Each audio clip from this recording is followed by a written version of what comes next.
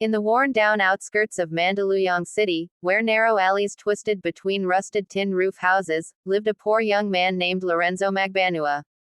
Life had never been kind to him.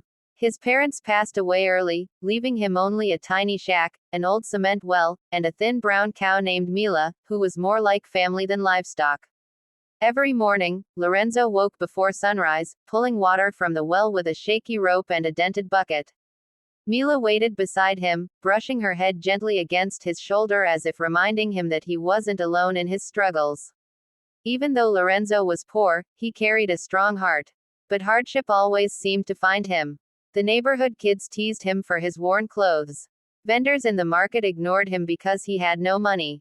The world felt heavy, but Lorenzo refused to let it break him. He believed, somehow, that every problem had a solution, though life kept testing that belief. One afternoon, while preparing to fetch water, Lorenzo heard a loud, echoing clunk from deep inside the well. When he peered in, his heart dropped. A huge slab of cement from the inner wall had fallen, blocking the well entirely. Without water, he couldn't cook, clean, or even keep Mila alive. Panic surged through him. The neighbors gathered quickly, some curious, some judgmental. "Ay naku, Lorenzo," an elderly woman muttered. "Your bad luck never ends." Another man scoffed, "Just cover the well. It's hopeless now." Hopeless. The word stabbed him. The well was his lifeline. If he lost it, he lost everything. But Lorenzo wasn't the type to surrender easily. He wiped his face, tightened his grip on the bucket rope, and decided he would fix the problem, no matter how impossible it seemed. So early the next morning, he walked toward Quezon City, asking mechanics, construction workers, and street vendors if they knew how to lift a heavy stone from a deep well. Most people didn't even let him finish.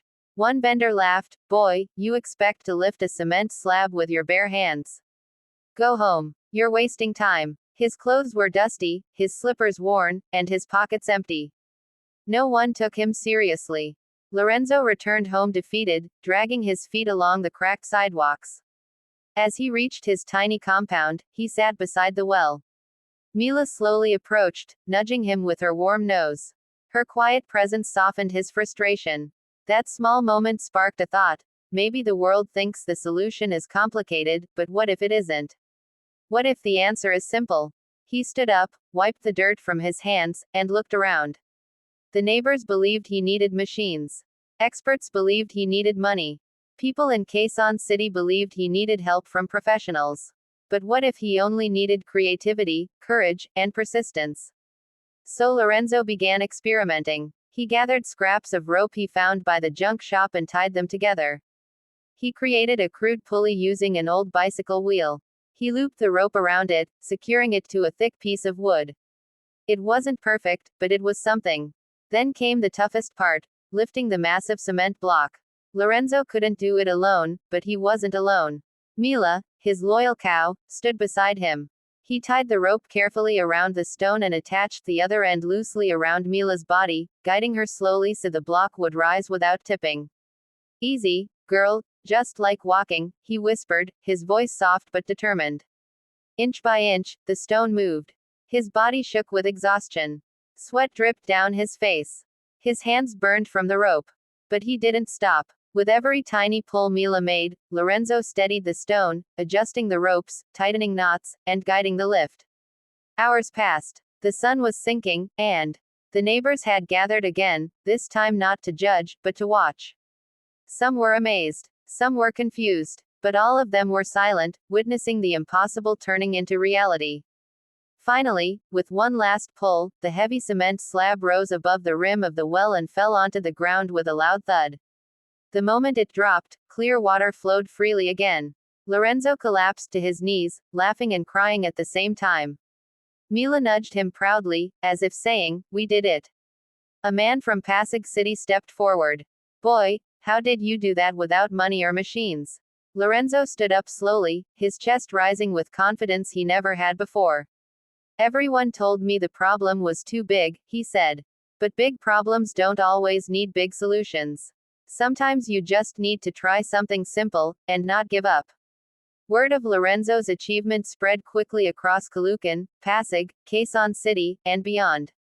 People were inspired by the poor boy who solved a problem that seemed impossible. He didn't have money. He wasn't educated. But he had something more powerful: belief, creativity, and courage.